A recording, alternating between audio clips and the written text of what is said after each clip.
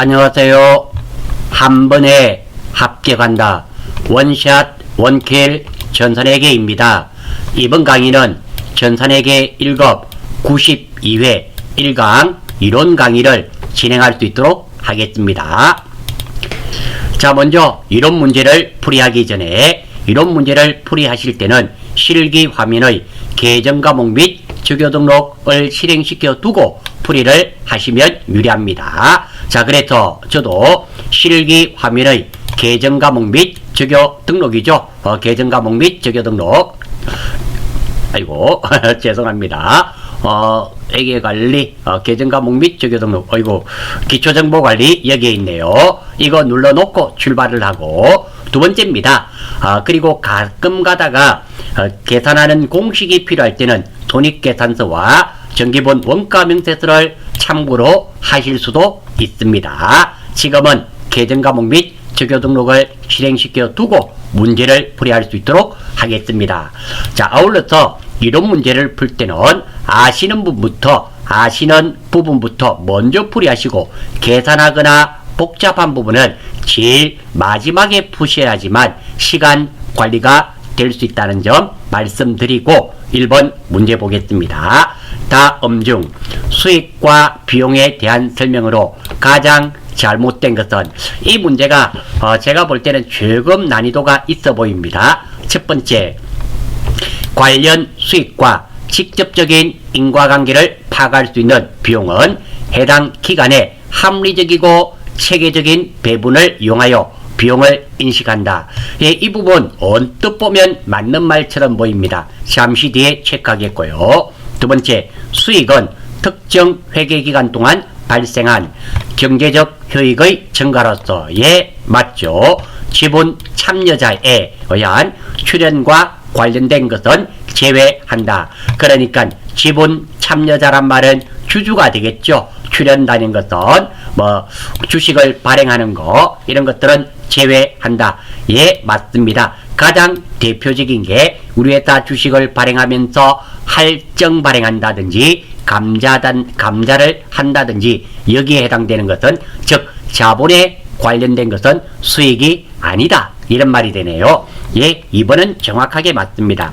3번, 수익이란 기업 실체의 경영 활동과 관련된 재화의 판매 또는 용역의 제공 등에 대한 대가로 발생하는 자산의 유입이죠. 또는 부채 감소가 수익이 됩니다. 수익의 정확한 표현이 되네요. 예, 맞습니다.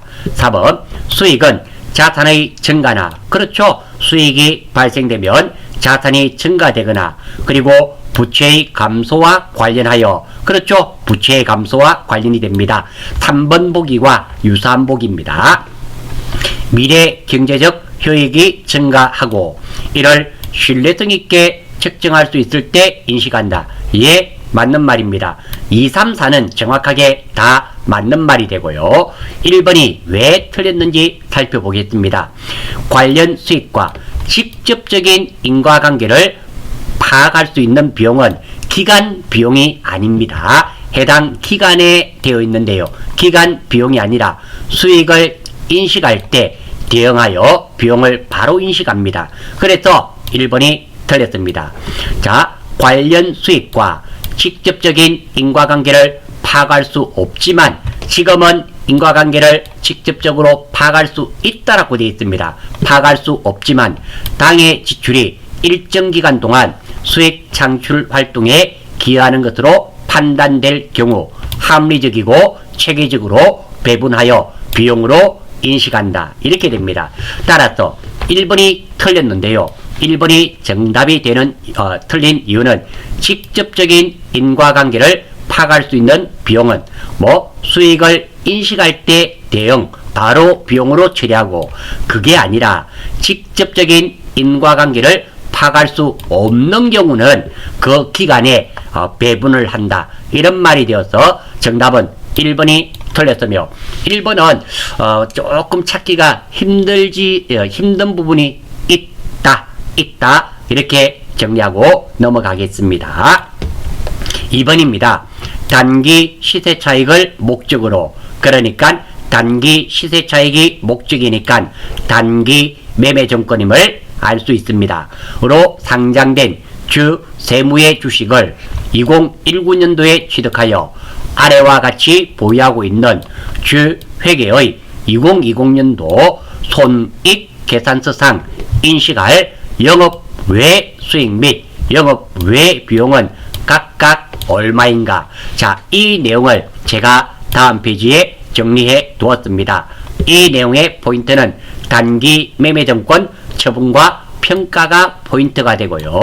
2019년 12월 31일 주 세무 100주를 보유하고 있고 주당 공정가치는 5,000원이다.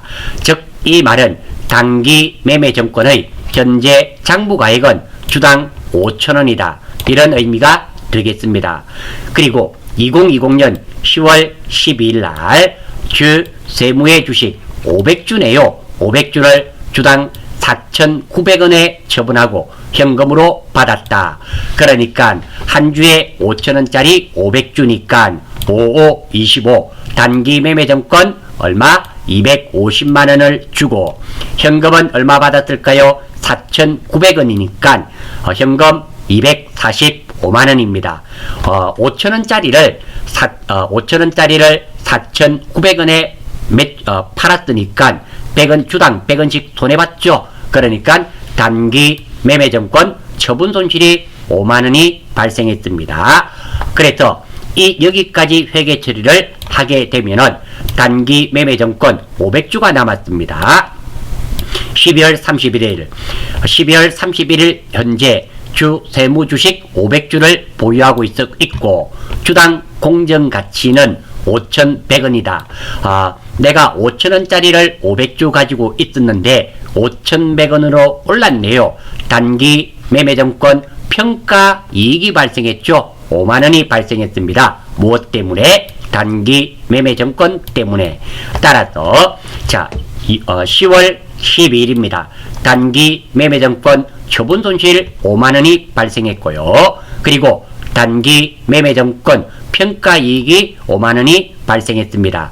따라서 단기 매매정권 처분손실 얼마? 5만원 영업 외 비용이 발생했고요. 그리고 단기 매매정권 평가이익 영업 외 수익이 5만원 발생했습니다. 따라서 이것이 정답인데요.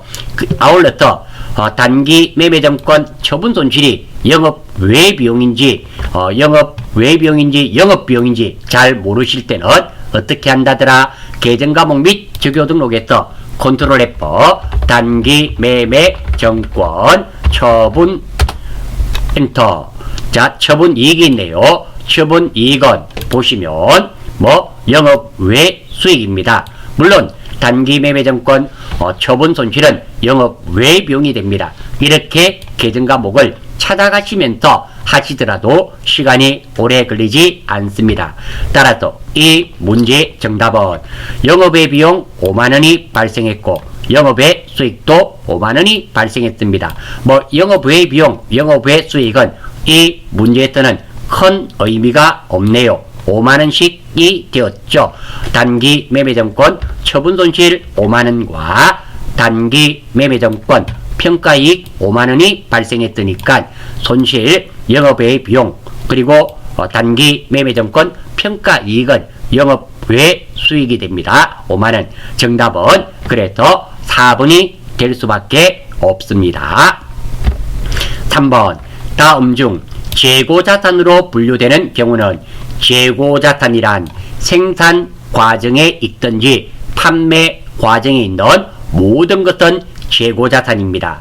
그러니까 생산 과정에 있는 거 생각을 해봅니다. 볼펜을 만들어 파는 회사라고 가정했을 때 플라스틱 원재료가 되겠죠. 원재료를 쪼물쪼물 반제품이 될 것이며 그리고 이것이 제공되죠. 제공되면 제품이 됩니다. 그리고 창고에 저장해 놨다가 팔려고 가져오면 상품이 되죠. 방금 말씀드린 것이 다 재고자산입니다. 따라서 원재료, 제공품, 반제품, 제품, 저장품, 상품, 미착품 이런 것들이 재고자산이 된다라는 것입니다. 자, 분류되는 것은 첫 번째, 제조업을 운영하는 회사가 공장 이전 목적으로 보유 중인 토지. 이는 토지니까 토지가 되겠죠. 토지는 유형자산입니다. 다만 지금은 공장 이전의 목적의 토지니까 토지가 되지만, 두 번째로 투자의 목적으로 토지 또는 투자의 목적으로 건물을 사게 되면 혹시 계정과목이 무엇인 줄 아시나요? 투자부동산이죠. 투자부동산, 투자부동산이 되는 겁니다. 그러니까 목적이 내가 사용하려고 토지를 사면 토지, 사용하려고 건물을 사면 건물이지만 투자의 목적이면 투자부동산으로 한다라는 거 체크하셔서 기억해 주시기 바랍니다. 두 번째, 도매업을 운영하는 회사가 판매 목적으로 보유하는 상품, 판매의 목적으로 가지고 있으니까 상품이 되겠죠. 상품은 재고자산입니다. 물론 상품이 재고자산인지 모르시는 분은 어디서 계정과목 및 적용등록에서 찾아보시면 됩니다. 다음, 부동산 매매업을 운영하는 회사가 장기 시세차익을 목적으로 보유하는 유가증권. 우리 유가증권 하면 세 가지가 있습니다. 단기 매매증권, 매도 가능증권, 만기 보유증권이 있는데요. 자, 우리가 장기 시세차익이잖아요. 그러니까 단기 매매증권은 단기간의 매매차익이 목적입니다. 이렇게 장기간의 투자의 목적인 것은 매도 가능증권이며 투자자산입니다. 178번짜리. 그래서 틀렸고, 서비스업을 운영하는 회사가 사업 이전의 목적으로 보유 중인 건물. 이것은 건물이 되겠죠. 유형자산이 됩니다. 아울러서 우리가 회계에 쓰는 모든 유형자산 및 무형자산은 감가상각이 있습니다. 유형 및 무형자산은 감가상각이 있는데요. 감가상각이 없는 게 딱 두 가지가 있죠. 혹시 기억나시나요? 정답 말해보세요. 그렇죠. 토지와 건설 중인 자산은 감가상각이 없다라는 거. 혹시 놓치신 분은 체크해 주시기 바랍니다. 그리고 단기 매매증권은 시세차익을 목적인데요. 단기간의 시세차익이 목적입니다. 매수와 매도가 적극적이고 빈번하게 일어나는 주식이며, 단기 매매증권이 시장성을 상실하면, 즉 여기서 말하는 시장성을 상실한다는 말은 사고 싶어도 살 수 없고 팔고 싶어도 팔 수 없는 그런 상황을 말하게 되며, 그때는 매도 가능증권으로 재분류합니다. 그리고 매도 가능증권은 투자의 목적으로 여차하면 팔고 여차하면 끝까지 가지고 있는 주식입니다. 지금 왜 제가 이런 말을 했는가 하면 이게 3번이 장기 시세차익의 목적이니까 단기 매매증권이 아니라는 거 알려드리고 싶어서 정리를 한번 해보았습니다. 4번, 다음 중 기계장치의 취득원가로 올바른 것은 단골 손님이죠. 취득원가. 자, 자산 매입에 소요된 금액으로 역사적인 원가라고도 합니다. 여기에는 매입대가, 매입에 소요된 매입대가에다 취득에 소요되는 부대 비용을 포함하는 것이 일반적입니다. 여기 부대 비용에는 매입 수수료, 운반비, 물론 매입 운반비입니다. 하역비, 설치비, 시운전비, 등기 비용 등이 있습니다. 단 단기 매매증권 구입하면서 수수료는 수수료 비용 900번대입니다. 800번대 아닙니다. 단기 다 수수료 비용은 800번대가 맞습니다. 900번대가 딱 하나가 있죠. 뭐 단기 매매증권 구입하면서 수수료 비용은 900번대라는 거 984번입니다. 기억해 주시고, 자, 출발. 당연히 기계장치 구입 가격 포함되어야 되겠죠. 운송비, 구입 시 운반비니까 포함되어야 됩니다. 시운전비 포함되어야 됩니다. 그리고 4번, 기계장치 사용을 위한 직원 교육비는, 이거는 기계장치를 구입하면서 들어가는 것이 아니라 구입하고 나서 그리고 직원들 교육을 시키는 겁니다. 따라서 이것은 취득 부대 비용이 아닙니다. 정답은 이것들 3개니까 5,250만 원인 정답은 3번이 되며 4번 같은 문제를 놓치시면 곤란하다. 이렇게 말씀을 드리겠습니다. 5번 다음 중 일반 기업회계 기준에 따른 재무제표에 해당하지 않는 것은 죄송해요. 이 문제도 틀리면 안 되는 겁니다. 재무제표의 구성 내 주변에는 항상 현금이 흘러다닌다. 주석, 변, 자본 변동표 현금이 흘러다니네요. 현금 흐름표 이거 위에도 재무상태표와 손익계산서가 되겠죠. 그러니까 재무상태표 손익계산서 맞고 주석 주변에 현금이 흘러다닌다. 주석, 변 우리는 회계하는 사람입니다. 회계하는 사람 주변에는 항상 현금이 흘러다니겠죠. 그래서 주석, 자본 변동표, 현금 흐름표 이 5가지가 재무제표가 되는 것입니다. 시산표는 아니죠. 시산표에서 하는 일은 차변의 금액과 대변의 금액이 같은지를 찾아주는 겁니다. 다를 때만 찾을 수 있는 게 시산표가 됩니다. 따라서 정답은 4번이 되며 아울러서 자 재무제표는 재무제표의 명칭과 함께 기재해야 됩니다. 즉 재무상태표를 나타낼 때는 재무상태표라는 명칭이 나타나고 그리고 회사 이름 그리고 보고기간 종료일 그리고 보고통화 금액 단위가 나타나야 되며 손익계산서는 손익계산서라는 명칭이 나타나고 회사 이름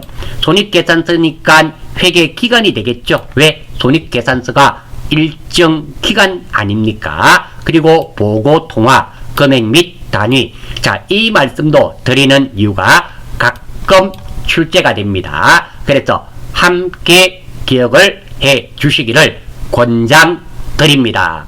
자, 5번 문제 넘어가겠습니다. 6번 다음 중 재무제표상 재무제표 5가지 방금 기억나시나요? 재무상태표, 손익계산서 그리고 무엇이라 그랬습니까? 내 주변에는 항상 현금이 흘러다닌다. 주석, 주변, 자본 변동표 현금이 흘러다니네요. 현금 흐름표를 의미하게 됩니다. 자산의 차감 항목으로 표시되지 않는 거래는 그러니까 이거 5개 중에 4개 중에 3개는 차감인데 1개는 자산이 아니란 말입니다. 자, 이런 문제는 잘 모르겠는데요. 이렇게 계정 과목들이 나오면 무엇을 한다더라? 계정 과목 및 지표 등록에서 컨트롤 F를 이용해서 찾아보시면 됩니다. 한번 찾아볼게요. 컨트롤 F 퇴직급여 충당부채 퇴직급여 충까지만 치겠습니다. 자, 찾았네요. 자, 295번에 퇴직급여 충당부채 찾았죠? 이거 자산이 아니지 않습니까? 비유동부채입니다. 정답은 1번입니다. 두 번째입니다. 자, 두 번째 감가상각 누계액을 한번 찾아볼게요. 컨트롤 F 감가상각 누계액 찾았습니다. 자, 찾아졌네요. 자, 감가상각 누계액은 유형자산에 포함이 되어 있으며 오른쪽에 차감으로 되어 있잖아요. 이렇게 쉽게 찾을 수 있는데 이것을 찍어서 틀리는 것은 너무 안타깝다라는 겁니다. 다음입니다. 하나만 더 찾아봐요. 대손 충당금. 자, 요거 한번 해볼게요. 재고자산 평가 충당금. 컨트롤 F. 물론 없을 수도 있습니다. 재고자산 평가 충당금. 엔터. 없을 수도 있습니다. 저도 모르겠습니다. 없네요. 이런 재수 없는 경우가 재고자산 평가까지 한번 해볼까요? 여기 있네. 평가 손실이고 없네요. 어쩔 수 없습니다. 재수 없습니다. 대손 충당금 한번 볼게요. 대손 충당금 외상 매출금에 대한 대손 충당금 대손 충당금 자, 찾았습니다. 109번에 나와 있네요. 자, 109번에 나와 있고 보십시오. 자산 칸이 맞으며 대손 충당금 많이 있죠. 오른쪽에 무엇으로 되어 있습니까? 차감. 최소한 최소한 어떤 거 2번과 3번은 찍어서는 안 되는 문제였습니다. 그리고 4번은 안 나왔지만 사지선다형의 가장 좋은 점이 무엇입니까? 3개만 알면은 정답을 찾을 수 있다는 장점이 있고, 지금 같은 경우는 퇴직급여 충당 부채는 부채입니다. 자산의 차감 항목이 아니라는 거 확인이 되었습니다. 이렇게 쉽게 찾을 수 있고 맞출 수 있는 문제를 놓치는 것은 안 된다, 이렇게 말씀을 드리겠습니다. 두 번째입니다. 적가법에 대해서도 한번 확인해 보겠습니다. 자, 이 문제, 기출 문제를 풀이하는데요. 이 똑같은 문제가 시험에 나올까요? 잘 안 옵니다. 왜? 문제은행식 출제가 아니기 때문입니다. 저도 답만 맞추게끔 간단하게 얼마든지 빠르게 진행할 수 있습니다. 그런데 이 문제가 똑같이 나온다면 그렇게 하면 돼요. 그게 아니지 않습니까? 그래서 다른 내용들도 연관된 내용을 익혀 주셔야 됩니다. 여러분 시험 치실 때 6번 문제 과연 이게 나올 확률이 있을까요? 저는 0.0001%도 안 된다고 봅니다. 왜? 같은 문제가 출제가 거의 안 되기 때문입니다. 그러면 유사한 다른 내용들을 시험에 나온다는 거고, 그 내용들을 알아야 됩니다. 우리가 기출문제 풀이하는 이유가 바로 그런 목적이 있다라는 거죠. 자, 적가법입니다. 시가가 현재 가격이 원가 이하로 하락할 경우, 우리 재고자산을 내가 100만원 주고 샀는데 이게 70만원으로 내렸습니다. 원가 이하로 하락할 경우 7억 원가와 시가를 비교하여 낮은 가액으로 표시하는 방법이 적가법입니다. 보수주의, 우리 진보도 있고 보수도 있잖아요. 보수주의라 그럽니다. 장부 금액 이하로 하락한 손실을 재고자산 평가 손실이라 그래요. 하고, 이는 매출 원가에 가산하고 재고자산의 차감 계정인 재고자산 평가 충당금으로 회계 처리합니다. 그러니까 왜 100만원 주고 샀는데 재고자산이 70만원으로 내렸다, 30만원 손실 입었죠. 그 손실을 재고자산 평가 손실이라 하고 매출원가에 가산해야 됩니다. 그리고 상대 계정이 재고자산 평가 충당금, 이것은 재고자산의 차감 계정이라는 겁니다. 여기까지 알아주시면 정말 전산회계 1급 응시하시는 분의 능력으로서는 아주 베스트 오브 베스트 정도 되는 능력이다, 이래 생각하시면 되겠습니다. 6번 문제 정답 찾는 것은 무엇? 계정 과목 및 주교 등록에서 컨트롤 F를 이용해서 쉽게 답은 찾을 수 있다는 것 하나. 두 번째, 여러분들은, 저와 함께하는 여러분들은 적가법이 무엇인지 이 내용들도 함께 기억해 주시기를 간절히 바랍니다.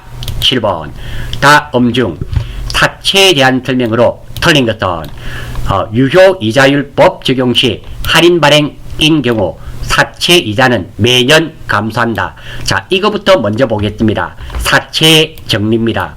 자, 할증 발행도 하고 할인 발행도 하는데요. 언제? 액면이자, 사채 액면이자는 10%인데 은행이자는 5%입니다. 자, 그러면 생각을 한번 해보세요. 자, 이 사채를 사면 이자를 10% 주고 은행에 넣어놓으면 5%를 줍니다. 그러면 여러분들이 1억이 있다면 사채를 사겠습니까? 은행에 넣어두겠습니까? 당연히 사채를 살 겁니다. 그러면 인기가 좋겠죠. 자본주의 사회에서는 살려는 사람이 많으면 올라갑니다. 그러니까 즉 액면이자가 클 때는 할증 발행이 됩니다. 역도 성립하겠죠. 내가 발행하는 사채는 5%입니다. 그런데 은행에 넣어놓으면 10%를 준답니다. 여러분들 같으면 은행에 넣어놓겠어요? 사채 사겠습니까? 은행에 넣어놓을 겁니다. 인기가 있어요? 없어요? 없죠. 그러니까 작게밖에 못 받습니다. 그래서 할인 발행합니다. 이렇게 이해를 하는 것이지, 물론 달달 외우시는 방법 나쁜 방법이 아닙니다. 우리 회계를 하다 보면 외울 게 너무 많습니다. 모든 것을 다 외워서 시험 칠 것 같으면 법관이 돼야죠. 법관 맞죠? 우법을 부가가치세법 1조부터 싹 다 외우고 소득세법 1조부터 싹 다 외우고 그럴 것 같으면 회계 시험 칠 필요 없고 세무사 그리고 회계사 이런 시험을 응시하셔야죠. 아니잖아요. 우리가 이 자체를 다 외우지 말고 이렇게 최대한 이해를 할 수 있는 것은 이해를 하시고 공부를 하시면 외울 게 줄어듭니다. 두 번째입니다. 자, 이겁니다. 자, 사채 할인 발행 시 장부 가액이 매년 증가하므로 이자 비용은 매년 증가한다, 감소한다. 여기에 대해서 한번 보겠습니다. 자, 이것들 알기 위해서 4번과 5번을 이해하기 위해서는 사채 할인 발행 차금은 유효 이자율 법에 의해서 상각하도록 되어 있습니다. 상각을 아셔야 됩니다. 이 상각의 뜻을 이해를 완벽하게 하시면 4번과 5번은 자동으로 이해가 됩니다. 상각이 어디에 나오는가 하면 여러분들 감가상각 있잖아요. 상각이란 말은 깎는단 말이죠. 그런데 감가상각은 뺄 감자, 가치를 깎아 들어가는 겁니다. 하지만 상각이라는 것은 깎는 것만 있는 것이 아니라는 겁니다. 가치 상승분을 더하는 것도 상각인데 우리가 주로 접하는 것이 감가상각이다 보니까 가치를 깎는 것을 주로 생각을 합니다. 그래서 상각은 정확한 개념은 가치 감소분을 빼거나 또는 가치 상승분을 더하는 것도 상각입니다. 두 번째입니다. 우리가 사채를 할인 발행했습니다. 즉 100만원짜리를 90만원에 할인 발행했어요. 상각을 통해서 이게 100만원으로 수렴되어야 됩니다. 점점 이 90만원이 어디에 가까워져야 된다? 그 기간 동안 100만원이 돼야 됩니다. 그리고 할증 발행의 경우 보겠습니다. 100만원짜리를 130만원에 발행했습니다. 할증 발행했죠. 이것도 역시 얼마에 가까워져야 될까요? 장부가액이 100만원에 가까워져야 됩니다.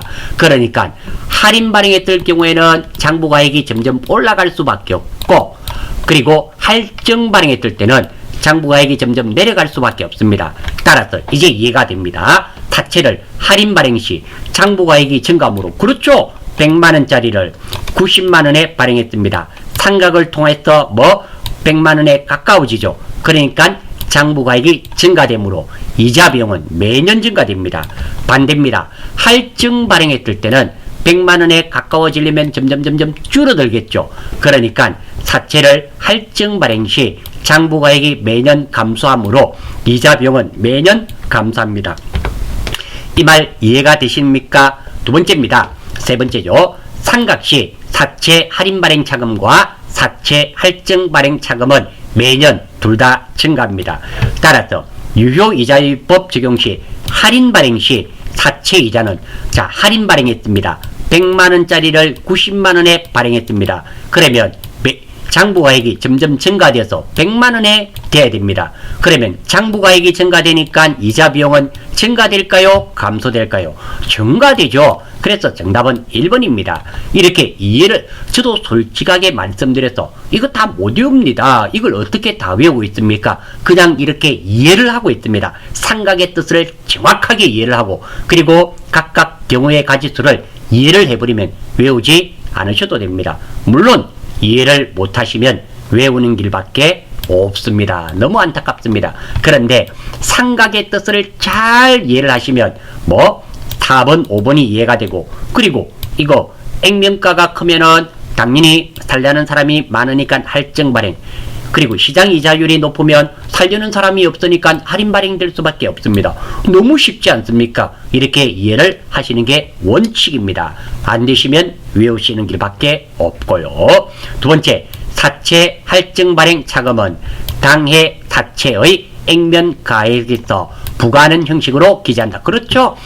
할증이니까 100만원짜리를 얼마에 발행했다? 130만원에 발행하니까 플러스된 금액이죠. 예, 맞습니다.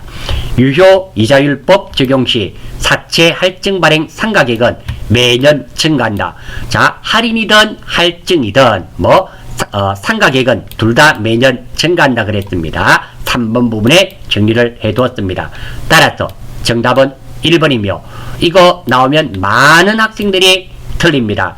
이게 이해를 하면 정답이 1번이라는 거 충분히 이해를 하실 수가 있는데요. 외우시면 현실적으로 시험 칠 때 시간도 없고 당황하니까 힘드실 수가 있다고 말씀드리면서 7번은 넘어가겠습니다. 아울러 넘어가기 전에 죄송해요. 자, 삭체에 대해서 좀 더 알고 싶으면 전산회계 제가 강의한 강의 중에 전산회계 1급 기본 강의가 있습니다. 2강이 아마 삭체, 2강이 삭체예요. 한 40분 정도 됩니다. 그거 완벽하게 알아주시면 좋고요.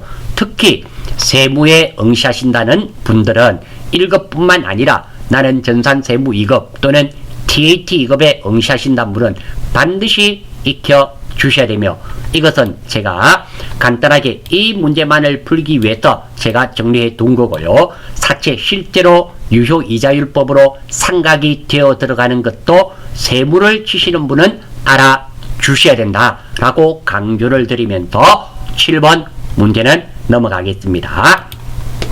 8번 1일기 회계연도 1월 1일부터 12월 31일 중 10월 1일에 내용연수 5년 10월 1일 의미가 있죠. 항상 연월은 연월일은 의미가 있습니다. 잔존가액 100만원인 기계장치를 500만원에 매입하였으며 기계장치의 취득 부대 비용으로 50만원을 지출하였다.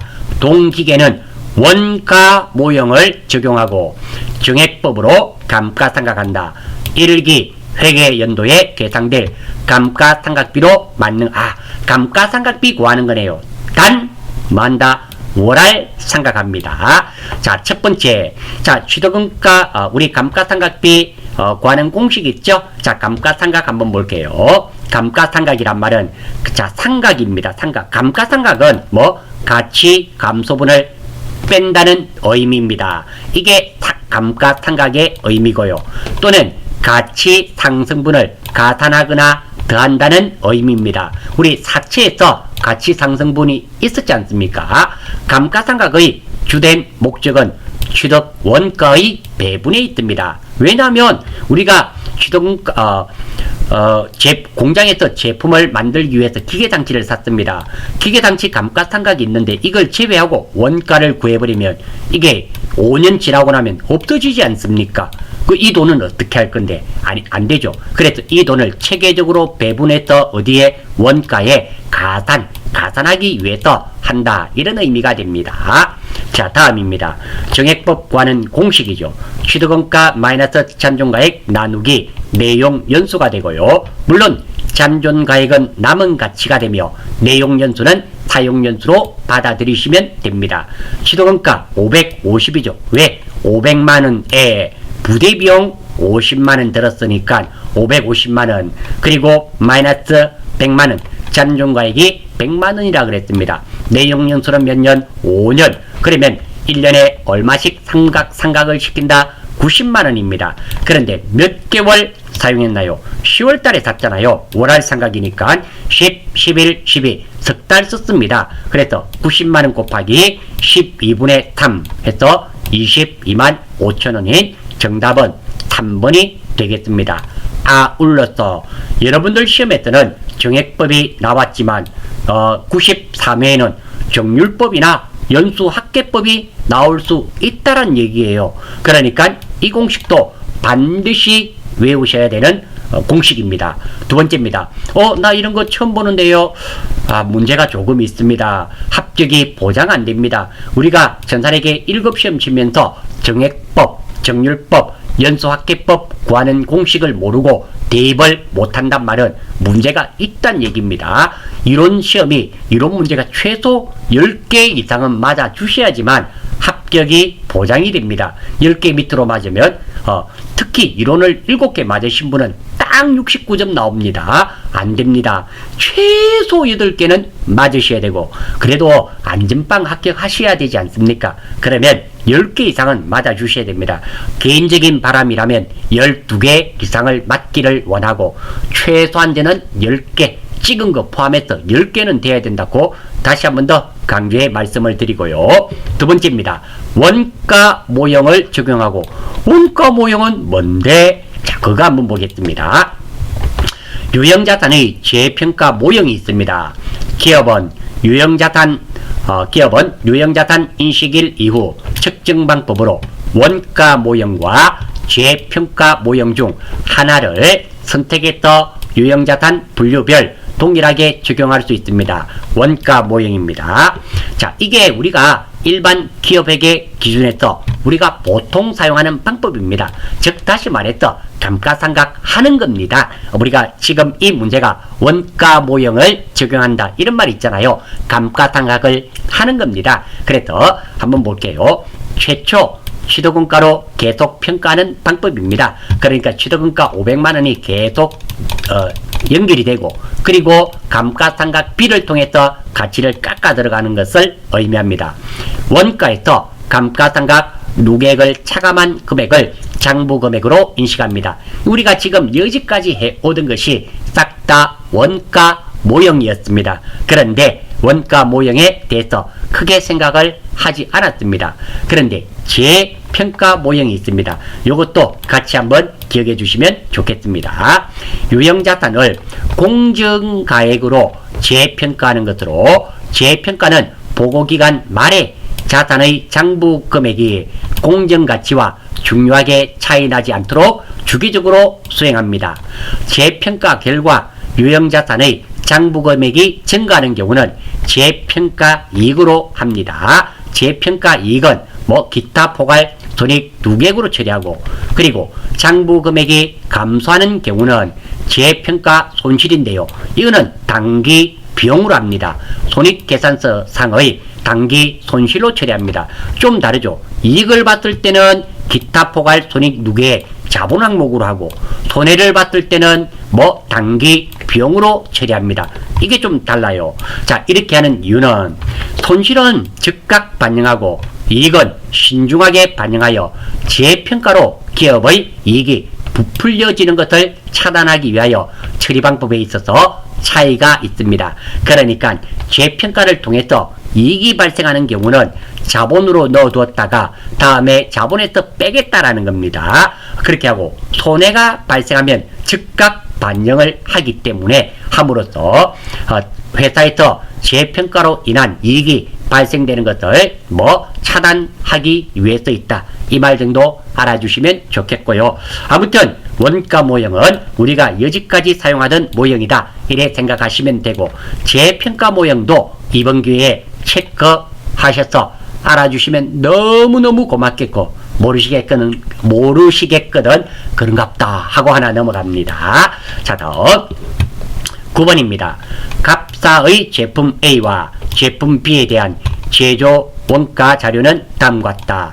실제 개별원가 계산 방법에 따라 기계 시간을 기준으로 제조 간접비를 배부했을 때 제품 A의 제조 원가는, 자, 한번 보겠습니다. 우리 답은 이거네요. 제품 A의 제조 원가입니다. 제조 원가는 직접 재료비, 직접 노무비, 제조 간접비입니다.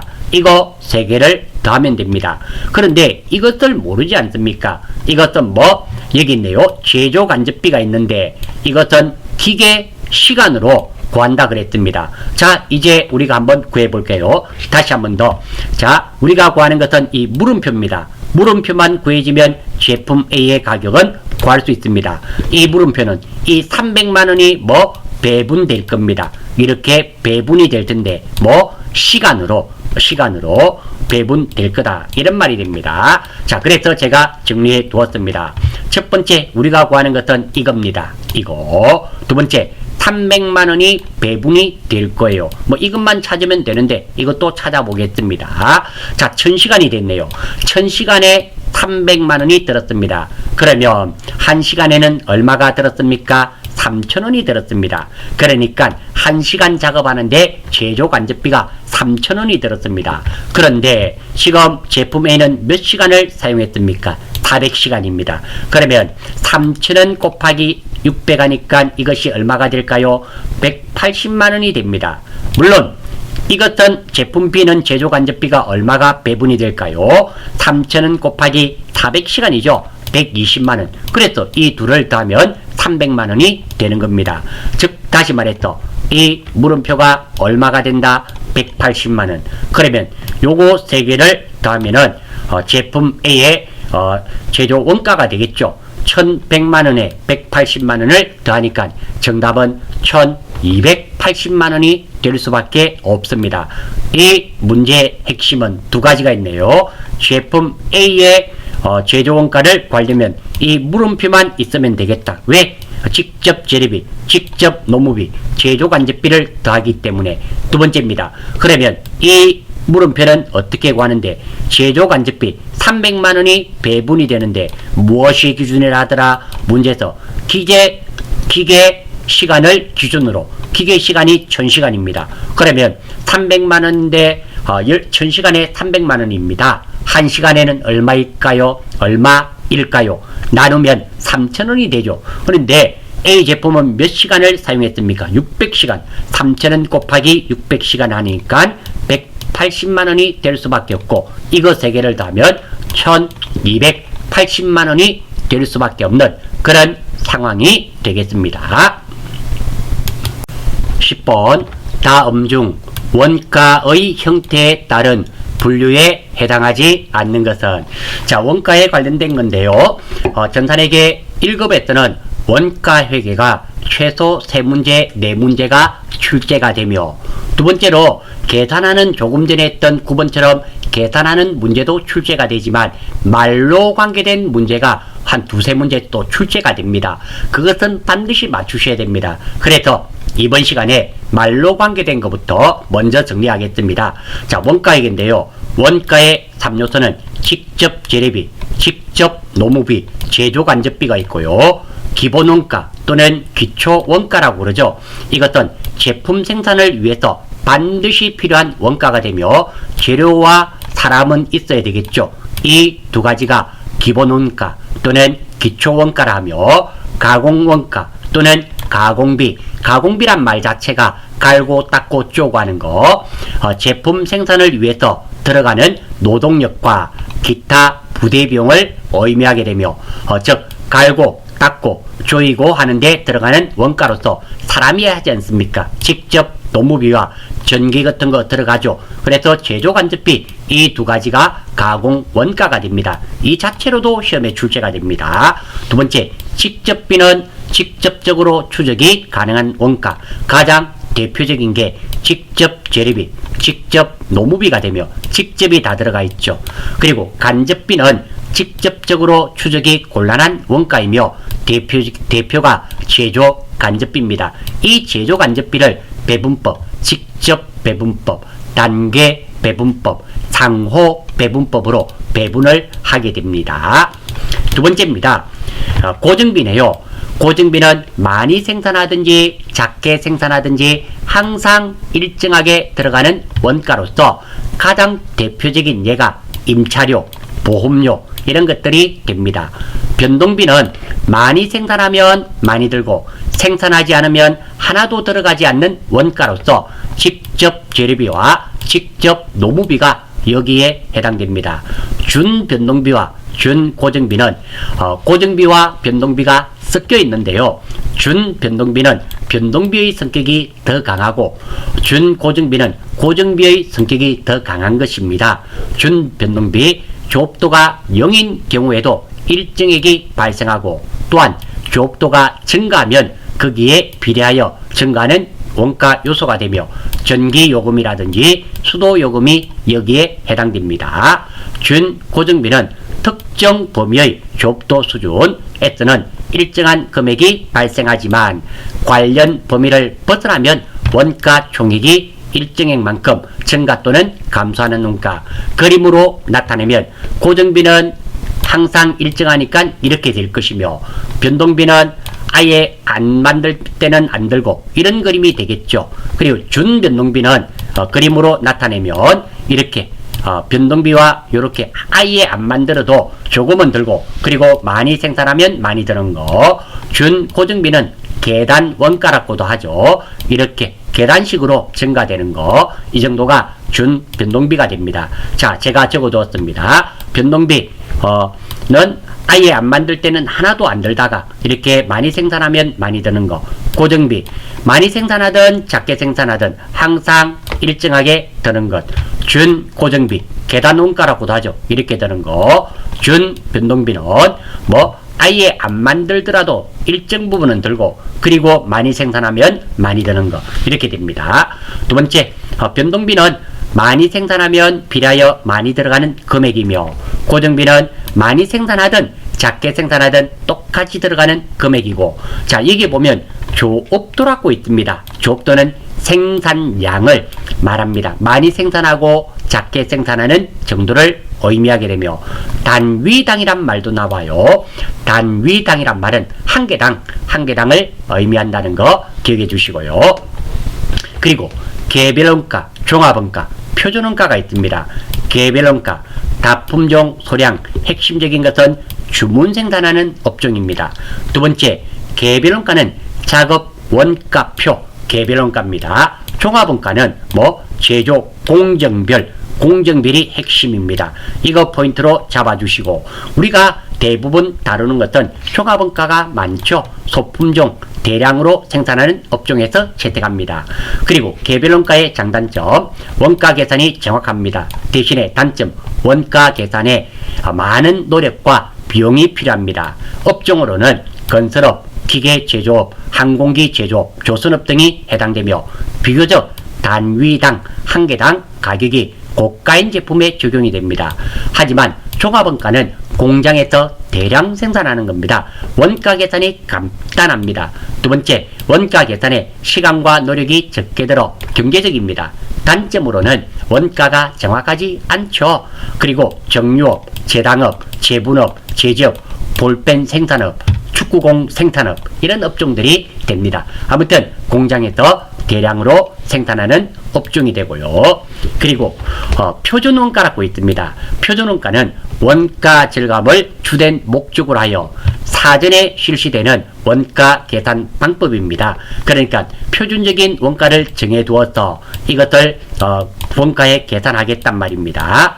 각 원가 요소별로 미리 표준적인 소비액을 설정하여 이를 기초로 해서 산정된 표준 원가를 실제 제조 활동에 소요된 실제 원가와 비교하여 차이를 분석함으로써 개선해야 할 점을 발견하는 방법입니다. 자, 개별원가, 종합원가, 표준원가에 문제점이 있습니다. 개별원가와 종합원가에 문제점이 있다라는 거예요. 어떤 문제점이 있는지 보겠습니다. 개별원가와 종합원가 계산의 경우 제품이 몽땅 완성이 되어야 정확한 원가를 알 수 있습니다. 왜? 완성이 되어야지 제조간접비가 배분이 되지 않습니까? 그렇게 되면은 이는 중간에 완료된 원가를 알 수가 없습니다. 그래서 판매 가격을 결정할 수 없어요.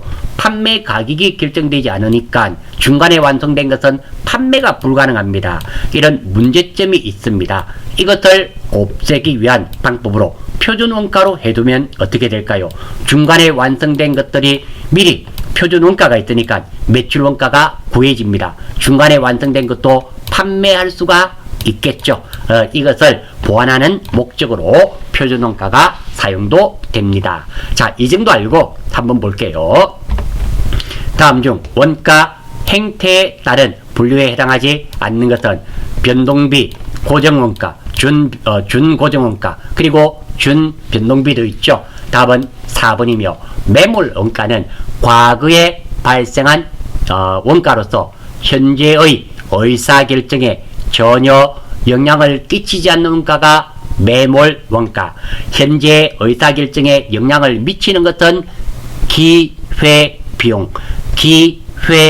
기회비용이 되는 겁니다. 매몰원가는 의사결정에 영향을 안 미치는 것, 과거에 발생한 원가로서 현재의 의사결정에 어떠한 영향도 미치지 않는 것이 매몰원가가 되고, 기회비용은 아닙니다. 내가 지금 세 가지 일을 할 수 있는데 하나를 선택했습니다. 그러면 나머지 두 가지 일은 선택하지 못하지 않습니까?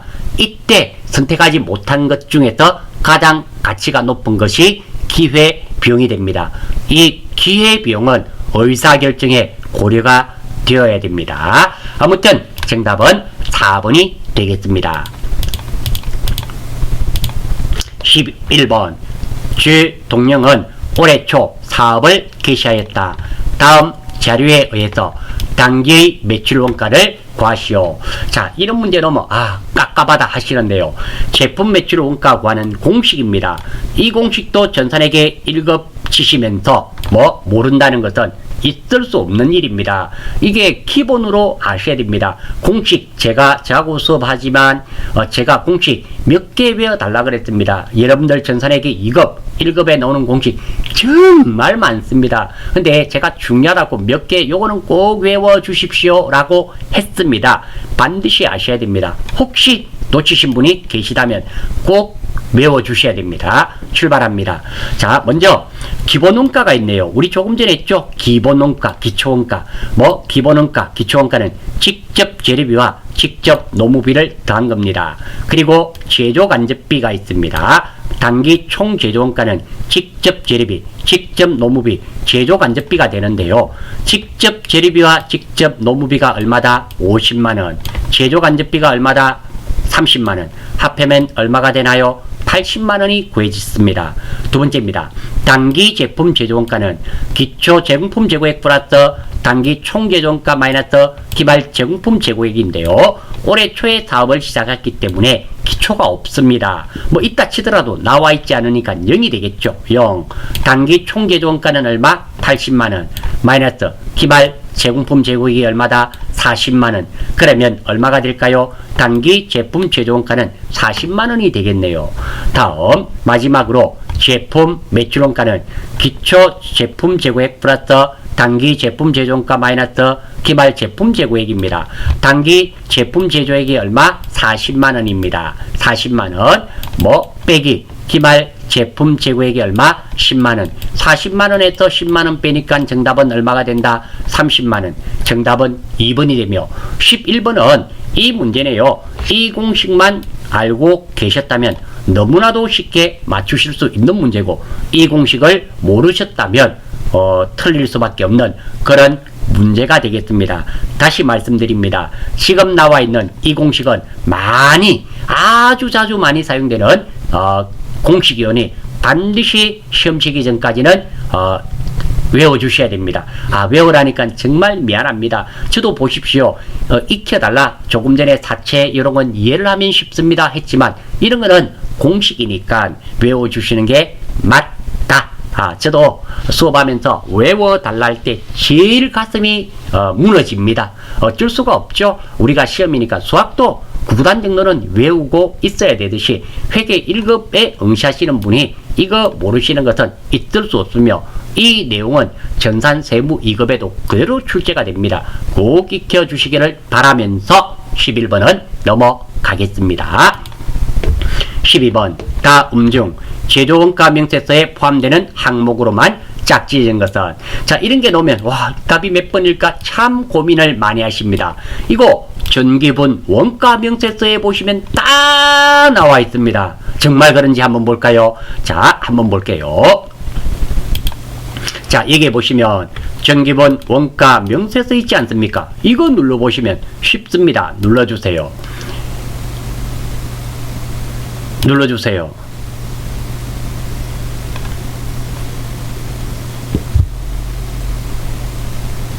이상하네요. 나왔습니다. 컴퓨터가 썩었는지. 자, 한번 보겠습니다. 첫 번째, 기말 원재료 재고액입니다. 자, 이게 보면 원재료비 있죠? 요거 돈을 한번 찍어주시면 됩니다. 뽕 찍어주시면, 자, 기초 원재료 재고액, 단기 원재료 매입액, 기말 원재료 재고액에 있네요. 두 번째입니다. 기말 제품 재고액. 자, 아무리 봐도 이건 빠져나오고요. 여기에는 기말 제품 재고액이 없습니다. 1번부터 한번 살살 찾아보십시오. 없어요. 기말 제공품은 있지만 제품 재고액은 손익계산서에 있습니다. 없는 게 어쨌든 확인되었습니다. 3번 기말 제공품 재고액. 자, 여기에 나와 있지 않습니까? 9번에 찾았죠. 기업번과 뒷것번 맞고요. 단기 제품 제조원가 한번 볼까요? 자, 단기 제품 제조원가 여기 나와 있네요. 다음입니다.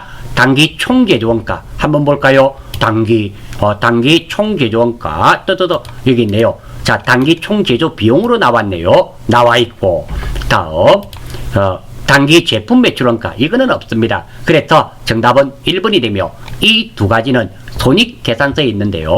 자, 이것도 한번 확인시켜 드릴게요. 이왕 하는 거 확인하면 되니까 정기본 손익계산서 있죠? 이거 눌러주시면 됩니다. 눌러주시고, 자, 우리 시험 칠 때는 이렇게 할 이유가 없겠죠? 정기본 원가 명세서만 가면 됩니다. 자, 여기에 보시면 상품 매출원가, 제품 매출. 자, 요거 매출원가 손익계산서입니다. 자, 여기서 먼저 기말 제품 재고액 한번 볼까요? 뚜뚜뚜뚜뚜뚜뚜뚜뚜 정기본 손익계산서. 자, 제품 매출원가 여기 있네요. 자, 여기 보시면 기초 제품 재고액, 단기 제품 제조원가, 짠! 기말 제품 재고액 여기 나와 있죠. 손익계산서에 나와 있습니다. 안 되고 단기 제품 매출원가. 자, 단기 제품 매출원가 여기 있지 않습니까? 제품 매출원가 여기에 나와 있습니다. 그래서 쉽게 또 맞추실 수가 있습니다. 그래서 정답은 1번이 됩니다. 자, 이런 문제가 나왔을 때는 당황하지 마시고 여기에 들어갈 수 있는 능력만 있으시면 됩니다. 첫 번째, 이거 다 알고 있다. 감사죠. 땡큐. 땡큐입니다. 알고 계시면 땡큐인데요. 이거 잘 기억이 안 나시는 경우가 있다라는 겁니다. 그럴 때는 뭐 정기본 원가 명세서에 가셔서 조회할 수 있으면 됩니다. 두 가지가 있죠. 첫 번째, 내가 외우고 있든지, 두 번째, 들어가서 조회할 수 있는 능력이 있든지, 둘 중에 하나만 갖추시면 되고, 이런 문제는 반드시 맞추셔야 되는 그런 문제다 라고 마무리 짓겠습니다. 자, 다음 자료를 이용하여 부가가치세 과세 표준을 계산하면, 자, 이것도 우리 부가세 신고서 한번 보겠습니다. 자, 부가가치 눌러주시고, 자, 부가세 신고서, 뭐, 1기 확정 신고 기간 한번 살펴보겠습니다. 자, 일단 이게 전산 세무도 응시하시는 분은 많이 보셨을 테고, 그리고 전산에게 1급만 응시하시는 분은 이것을 조회할 때 아마 보셨으리라 생각이 됩니다. 한번 볼게요. 아하, 컴퓨터를 바꾸든지 완전히 썩었네요. 자, 죄송합니다. 이게, 자, 04월 01일부터 06월 30일. 이거는 아무 관계 없습니다. 신고 기간만, 대충 하시면 돼요. 과세 표준이니까, 여기네요. 과세 표준 및 매출세액. 여기에 해당되는 것은 얼마고, 이런 말이 됩니다. 자, 이 문제가 약간은 혼란을 가질 수가 있어요. 자, 이거 한번 보겠습니다. 과세 표준입니다. 자, 과세 표준에 포함하지 않는 거, 포함하는 금액이 있습니다. 자, 포함하지 않는 거.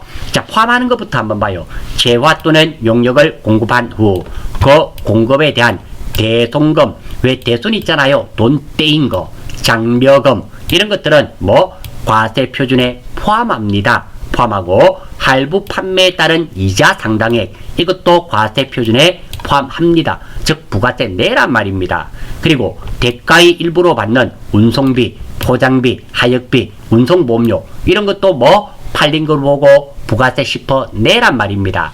자, 여기서 많은 분들이 오해하시는 분이 있어요. 대손금입니다. 왜 여러분들 대손 처리하는 거 있잖아요. 외상매출금이 떼이는 것을 말하는 겁니다. 자, 우리 한번 생각을 한번 해보겠습니다. 자, 내가 예정신고 기간에 팔았습니다. 팔았는데 이 돈을 떼였어요. 자, 그러면 이게 어떻게 처리되는가 하면 외상으로 팔았기 때문에 판매할 때 세금계산서 발행했겠죠. 팔았다고 부가세 신고해야 됩니다. 그리고 부가세 납부도 해야 됩니다. 어이 선생님, 이게 무슨 말입니까? 부가세 왜 내나요? 돈 떼였는데요. 예, 일단은 납부했다가 대손세액 공제 신고서가 있습니다. 대손세액 공제 신고서는 확정 신고 기간에 대손세액 공제 신고서를 작성해서 세액을 공제를 받게 돼 있어요. 그러니까 떼였을 때는 팔았다 치고 부가세 냈다가 확정 신고 기간에 예정 신고는 안 됩니다. 확정 신고 기간에 대손세액 공제 신청서를 작성해서 공제를 받는 거지, 이거를 아예 포함하지 않는 것이 아니라는 겁니다. 장려금도 마찬가지입니다. 우리가 뭐 많이 팔면은 그게 따른 왜 장려금을 줄 수 있지 않습니까? 이 부분에 대해서도 부가세는 납부해란 말입니다. 납부해라, 이런 의미가 되는 거예요. 과세 표준에 포함하는 거고요. 과세 표준에 포함하지 않는 거, 애누리, 환입, 이건 당연히 팔았는데 뭐 깎아줬습니다. 애누리 하자가 있어서 깎아줬죠. 그러면 뭐 당연히 상식적으로 생각해 보십시오. 내가 1000만원어치 팔았는데 뭐 하자가 있어서 100만원치 깎아줬습니다. 그러면 나는 1000만원에 부가세 납부하는 게 맞을까요? 900만원 받았기 때문에 900만원에 대해서 납부하는 게 맞을까요? 900만원. 그래서 애누리는 차감해야 됩니다. 빼야 되는 거죠. 물론 과세표준에 포함을 안 했었더라면 빼는 거 아니고 했었더라면 빼야 되는 겁니다. 두 번째, 환입된 재화의 가액.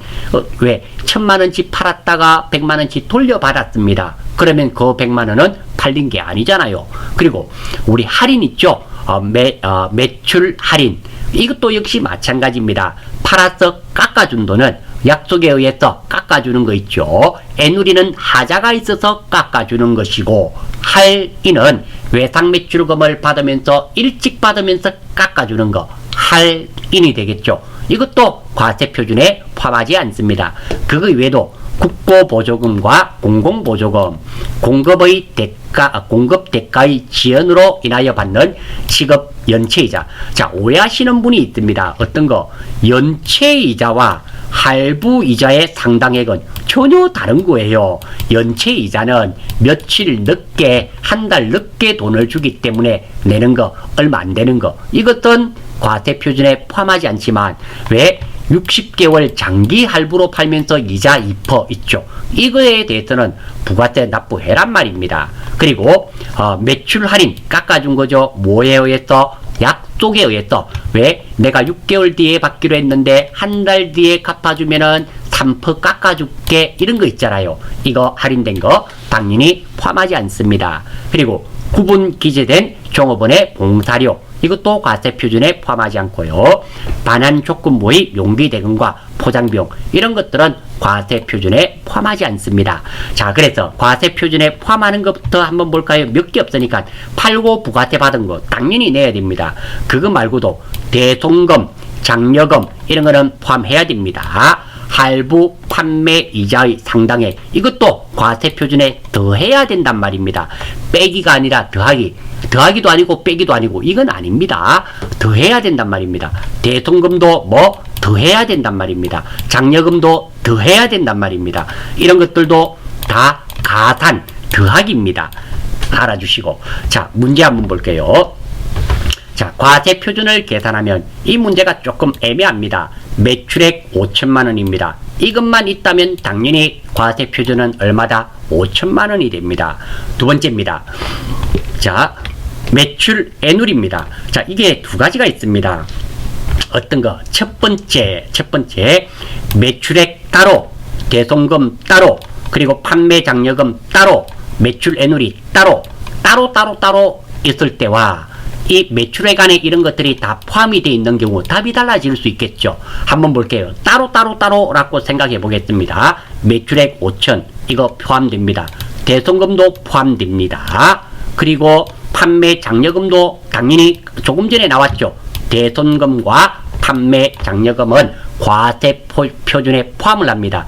특히 대손금은 과세 표준에 포함하였다가 대손세액 공제 신고서를 확정신고 기간에 합니다. 예정신고 기간에는 안 돼요. 다시 세액 공제를 받게끔 되어 있습니다. 이것도 세무하시는 분은 조금 아실 수 있고요. 뭐 회계만 하셔도 관계없습니다. 대손금은 뭐 과세 표준에 포함하였다가 대손세액 공제를 통하여 뭐 다시 돌려받는 겁니다. 그리고 요거 따르라면, 자, 요것들은 다 더해야 되겠죠. 더해야 되고, 그럼 5,400에서 매출 애누리 따르니까 200만원 뺍니다. 왜? 깎아줬으니까. 그럼 5,200만원이 되어야 되는데 답에 5,200이 없지 않습니까? 그러니까 그게 아니라, 따로가 아니라 이게 포함되었다 라고 받아들여야 되겠네요. 5천만원 안에 뭐 대손금도 있고 판매 장려금도 있고 매출 애누리도 있고 뭐 안에 5천만원 안에, 이렇게 판단이 되겠네요. 그러면 당연히 뭐 대손금과 판매 장려금은 매출액 안에 포함되니까 얘는 과세 표준에 포함을 해야 되는 겁니다. 포함이 돼 있으니까 맞고, 매출 애누리 200만원은 어때요? 매출액에서 빼야 되잖아요. 빼야 되니까 이것은 200만원을 빼면 5천만원에서 200만원은 빼야 되겠죠. 그래서 4,800만 원인 정답은 2번이 되겠습니다. 이 문제에서 조금 더 정확하게 또 다음 자료를 이용하여 부가가치세 과세 표준을 계산하면 얼마인가? 단 매출액 5천만 원 안에 이런 것들이 다 포함이 되어 있다. 이렇게 해주셨으면 금방 찾았을 텐데 그게 아니라 지금은 이런 것들이 포함이 되어 있는지 별도인지 알 수가 없었습니다. 그래서 5천만 원과 별도로 계산해 봤더니 별도로 하면 이거 두 가지는 과세 표준에 포함을 해야 됩니다. 왜? 조금 전에 보셨지 않습니까? 과세 표준에 포함하는 금액, 뭐 대손금과 장려금이 포함이 되기 때문에 5,400만 원이 되고 그리고 매출 애누리는 빼는 거죠. 그래서 5,200만 원이 정답이 될 텐데 그런 게 없지 않습니까? 그러니까 우리가 다시 해석해서 매출액 5천만 원 안에 대손금도 있고 판매 장려금도 있고 매출 애누리도 있다 라고 판단이 되면 대손금과 판매 장려금은 당연히 이게 포함이 되어 있으니까 과세 표준에 포함을 해야 됩니다. 포함해서 그대로 되어 있고 별 문제 없고 매출 애누리는 과세 표준에서 빼야 되죠. 자, 포함하지 않습니다. 조금 전에 보셨지 않습니까? 과세 표준에 포함하지 않는 금액 매출 애누리는 포함하지 않습니다. 그래서 5천만 원에서 200만 원을 빼면은 4,800만 원인 정답은 2번이 될 수밖에 없습니다. 두 번째입니다. 제가 강의를 하다 보니까 많은 학생들이 대손금은 과세 표준에 포함하지 않는다던데요. 그게 조금 잘못된 표현입니다. 어떻게 되는가 하면 대손이 발생하더라도 대손이 발생하려면 어떻게 되어야 됩니까? 일단 외상으로 판매해야 됩니다. 세금 계산서는 언제 발행합니까? 외상으로 판매하는 순간 이때 발행하지 않습니까? 이때는 대손이 발생할 수가 없죠. 돈 갚아줄지 떼먹고 도망갈지 알 수가 없습니다. 그렇기 때문에 과세 표준에 포함해 두었다가 대손이 발생하면은 대손세 공제 신고서가 있습니다. 대손이 발생했다고 다 빼주는 것은 아닙니다. 요건이 있습니다. 그 요건을 만족하면 부가세 확정 신고 기간, 즉 1기 확정 신고 기간이나 2기 확정 신고 기간에 대손세 공제 신청서를 작성하고 그리고 과세 표준에서 빼게 되어 있다는 거, 이게 정확한 표현이 됩니다. 13번 문제는 이렇게 정리하고 넘어가겠습니다. 14번 다음 중 부가가치세 과세 대상 거래에 해당하지 않는 것은 사업자가 행하는 재화와 용역의 공급에 포함이 되죠. 사업자가 행하는 용역의 공급에 재화와 용역의 공급은 과세 대상 거래입니다. 재화의 수입하면 여러분들 매입이면서 수입노조 무슨 세관 놓으면 세관에 부가세만 납부하는 겁니다. 예, 맞습니다. 용역의 수입은 과세 대상이 아닙니다. 그래서 정답은 4번이고요. 이 문제는 예전에 한 2, 3년 전에 한번 나왔던 것 같습니다. 아무튼 정답은 4번. 15번 다음은 사업자 등록 신청에 대한 설명이다. 빈칸에 들어갈 수 있는 일수는 며칠인가?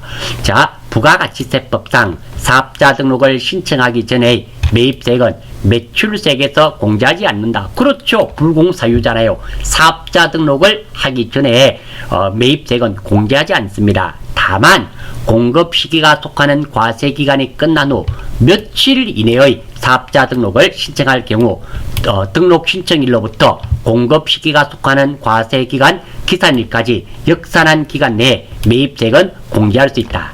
그러니까 사업자 등록을 신청하기 전에 매입세액은 공제하지 않는다. 하지만 우리 사업자 등록증은 사업 개시일로부터 20일 이내에 사업자 등록증을 받으면 됩니다. 그렇기 때문에 역산해서 20일 이전까지는 매입세액을 공제해 줍니다. 따라서 정답은 3번이 되겠습니다. 두 번째입니다. 물론 이렇게 정리하셔도 좋고요. 자, 제가 여기까지입니다. 여기까지고 두 번째로 자주 출제되는 부가가치세법 여러분들과 다시 한번 보겠습니다. 이 부가가치세법이 나오면 많이 어려워하는데요. 시험에 나오는 게 딱 정해져 있다라는 겁니다. 이거 이외의 것이 나오면 뭐 재수 없는 경우죠. 대부분 이 안에 나옵니다. 요 정도 몇 개 안 됩니다. 자, 같이 한번 보겠습니다. 첫 번째, 자, 세금 계산서는 원칙적으로 재화 또는 용역의 공급 시기에 그렇게 팔면서 세금 계산서를 발급해야 된단 말입니다. 두 번째, 일정한 경우에는 재화 또는 용역의 공급 시기 전에 앞에도 세금 계산서를 발급할 수 있습니다. 그리고 월 합계 세금 계산서는 그러니까 A라는 업체와 한 달에 거래가 너무너무 많이 발생해서 한 달에 한 번만 세금 계산서를 끊기로 약정이 되어 있는 경우는 예외적으로 재화 또는 용역의 공급일이 속하는 달의 다음 달 10일까지입니다. 다음 달 10일까지 세금 계산서를 발급할 수 있습니다. 법인 사업자는 전자 세금 계산서를 의무적으로 발급해야 됩니다. 종이 세금 계산서 발행하면은 1%의 가산세를 납부하게 되어 있습니다.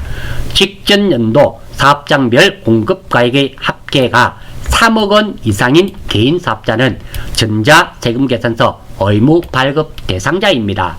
3억 원이 아니라 2억 원이 되더라도 전자 세금 계산서를 발행할 수 있습니다. 하지만 3억이 넘으면 반드시 전자 세금 계산서를 발급해야 된다, 이런 말입니다. 조기 환급입니다. 조기 환급은 환급세액을 신고기한이 지난 후 15일 이내에 환급해야 됩니다. 이런 게 시험에 나온다라는 거예요. 여기는 10일입니다. 그리고 다음, 전자세금 계산서는 발급일의 다음 날까지 국세청장에게 전송해야 됩니다. 대손금은 과세 표준에 포함하였다가 대손세액으로 공제하며, 조금 전에 했잖아요. 우리 대손금은 과세 표준에 포함해야 됩니다. 포함했다가 나중에 대손이 발생되면 대손세액으로 공제를 하는 거지 아예 더하기나 빼기를 안 하는 게 아니단 말입니다. 그리고 매출 애누리와 환입은 과세 표준에 포함하지 않습니다. 즉 전체 금액에서 이 부분은 안 더한단 말입니다. 공급받는 자에게 도달하기 전에 파손, 멸실된 재화의 가액은 포함되지 않습니다. 일반 과세자의 과세 표준은 공급가액의 금액으로 한다는 거, 지연의 대가로 받는 연체이자는 과세 표준에 포함하지 않습니다. 앞에서도 우리 공부했죠. 납세 의무자는 영리를 목적으로 하든지 관계없이 누구나 다 납부해야 된다는 거. 그리고 사업자 등록입니다. 사업자는 원칙적으로 사업장마다 사업 개시일부터 며칠 이내에 20일 이내에 사업자 등록을 하여야 합니다. 그래서 사업을 시작하고 나서 사업자 등록일로부터 역산해서 정답은 20일이었죠. 20일 이전에 있는 것도 매입세 공제해 준단 말입니다. 사업자는 사업자 등록의 신청을 관할 세무서장이 아닌 다른 세무서장에게도 사업자 등록을 신청할 수 있습니다. 사업장이 2 이상인 사업자는 사업자 단위로 해당 사업자의 본점 또는 주 사무소 관할 세무서장에게 등록을 신청할 수 있습니다. 신규로 사업을 시작하려는 자는 사업 개시일 전이라도 사업자 등록을 할 수 있습니다. 그러니까 사업자 등록증을 미리 받는 것은 된단 말입니다. 왜? 이 사람은 성실 납세하겠단 말입니다. 면세 사업자는 부가가치세법상 사업자가 아닙니다. 오해하셔서는 안 됩니다. 면세 사업자도 사업자입니다. 하지만 면세 사업자는 부가세를 징수하지 않습니다. 그렇기 때문에 부가가치세법에서는 사업자로 보지 않는다, 이런 말입니다. 이유는 부가세를 징수하지 않기 때문입니다. 그리고 재화의 공급 시기입니다. 자, 상품권을 현금으로 판매하고 그 상품권이 현물과 교환되는 경우는 상품권이 현물과 교환되는 때, 그리고 재화가 인도되거나 이용 가능하게 된 때, 가공의 경우는 가공된 재화를 인도하는 때, 그리고 중간지급부 재화를 공급하는 경우는 대가의 각 부분을 받기로 한데, 직수출의 경우 수출 재화의 선적지 인도 조건이죠. 선적일 요 정도. 그리고 세금 계산서 발급 의무 면제 대상이 있습니다. 택시 운송, 노점 또는 행상을 하는 자, 무인 자동 판매기, 이용한 재화 또는 용역을 공급하는 자, 이런 사람들은 세금계산서 발급 의무가 면제가 된단 말입니다. 즉 세금계산서 발행을 하지 않는단 말입니다. 소매업 또는 미욕탕, 미용, 목욕탕 이런 업, 간주 공급 팔았다 치고 부가세만 납부하는 것. 간주 공급 자체도 중요하죠. 간주 공급은 시가 과세이며 간주 공급에 해당되면 시가 과세이며 매출 건별이 됩니다. 그거 알아주시고, 자가 공급, 사업상 증여, 개인적 공급에 해당하는 재화, 영세율 적용 대상 재화 또는 용역. 이것도 오해하시는 분이 있습니다. 영세율 적용이라 하더라도 영세율 세금 계산서를 끊는 것은 발행을 해야 됩니다. 그거 말고 수출, 직수출 있잖아요. 그리고 국외에서 제공하는 용역, 선박 또는 항공기의 외국 항행 용역, 그리고 국내 사업장이 없는 비거주자의 외국 법인에게 제공하는 재화와 용역, 그리고 간주 임대료, 간주 공급에 해당이 되죠. 신용카드 매출전표 등을 교부한 경우는 세금계산서 발행 의무가 없습니다. 면제가 됩니다. 다음, 사업자 등록의 정정 사유입니다. 상호를 바꿀 때, 정정이란 말은 변경이죠. 변경입니다. 단체 대표자를 변경할 때, 사업의 종류를 변경할 때, 사업장을 이전할 때, 상속입니다. 자, 상속으로 인한 사업자의 명의가 변경될 때, 상속이란 말은 사업주가 사망을 해서 자식이나 다른 사람에게 넘겨주는 게 상속입니다. 하지만 사업자가 살아있고 자식에게 넘겨주는 것은 상속이 아니라 정려입니다. 정려. 정려는 이거는 부가가치 사업자를 정정이 아니라 새로 발급받아야 됩니다. 그러니까 상속은 사업주가 사망을 해서 사망에 따른 이렇게 넘겨받는 게 상속이고, 살아있으면서 자식에게 넘겨주는 것은 상속이라 하지 않습니다. 정려는 아닙니다. 정정사유가 아니에요. 그리고 구성원 또는 출자 지분의 변경, 그리고 임대차 기간의 변경이 있거나 새로이 상가 건물을 임차한 때, 이런 것들 쭉 좀 알아주시고, 이것도 가끔 출제됩니다. 별은 2개짜리입니다. 그리고 과세 기간입니다. 간이과세자는 1월 1일부터 12월 31일까지, 일반 과세자는 1기와 2기가 있죠. 물론 1기 예정, 2기 예정도 있습니다.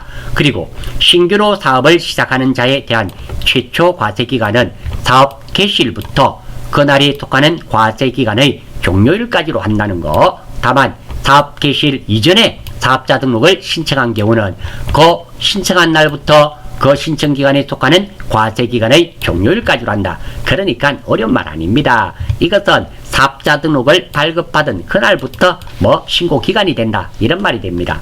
사업자가 폐업하는 경우의 과세기간은 폐업일이 속하는 과세기간의 개시일부터 폐업일까지로 한다는 거. 자, 8번째, 너무 많죠. 납세지입니다. 자, 납세지는 각 사업장의 소재지로 하고요. 사업장이 없으면 사업자의 주소지 또는 거소를 사업장으로 합니다. 그리고 사업자 단위 과세 사업자는 그 각 사업장을 대신하여 사업자의 본점 또는 주 사무소의 소재를 부가가치세 납세지로 합니다. 그리고 재화를 수입하는 자는 수입을 신고하는 세관이 소재지로 봅니다. 그리고 다음 각 호의 장소는 사업장으로 보지 않습니다. 재화를 보관하고 관리할 수 있는 시설만 갖춘 장소는 사업장으로 보지 않습니다. 그리고 하치장도 사업장으로 보지 않습니다. 그리고 각종 경기 대회나 박람회 등의 행사가 개최되는 장소에 개설한 임시 사업장도 사업장으로 보지 않습니다. 자, 여기까지네요. 많습니다. 힘듭니다. 여러분들은 더 힘들겠죠? 이 내용이 많이 출제되니까. 아마 이 정도 알고 계시면 여러분들 시험 치시면 부가가치세에 관련된 게 꼭 2문제 정도는 출제가 됩니다. 부가가치세 법에 관련된 게 출제가 되죠. 아마 이 내용들을 아시면 그 2문제는 맞으실 테고요. 특히 전산 세무에 같이 응시하시는 분은 반드시 아셔야 됩니다. 이런 거 놓치시면 안 됩니다. 이거 말고도 여러분들 네이버에서 부가가치세 한번 치보세요. 엄청나게 많습니다. 그 중에서 제가 시험에 자주 나오는 것만 정리해서 두었습니다. 그러니까 참고하셔서 익혀주시기를 바라고, 그리고 요점 정리 파일이 필요하신 분은 이 영상 아래에 글을 올려주십시오. 요점 정리 파일을 메일로 발송할 수 있도록 하겠습니다. 수고하셨습니다.